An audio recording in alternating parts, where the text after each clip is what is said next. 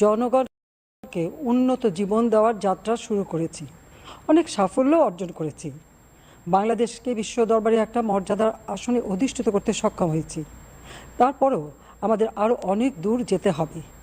বাংলাদেশের মানুষ যখন একটু স্বস্তি শান্তিতে ফিরে, যখন তাদের মাঝে এমন কোনো ঘটনা ঘটে যা অত্যন্ত বেদনাদায়ক। 2018 সালে ছাত্র সমাজের আন্দোলনে পরিপ্রেক্ষিতে সরকার সরকারি চাকরিতে কোটা প্রথা বাতিল করে একটা পরিপত্র জারি করে। পরবর্তীকালে মুক্তিযোদ্ধাদের পক্ষ থেকে কোটা বহাল রাখার পক্ষে উচ্চ আদালত 2018 সালে জারি করা সরকারের পরিপত্র বাতিল করে দেয়।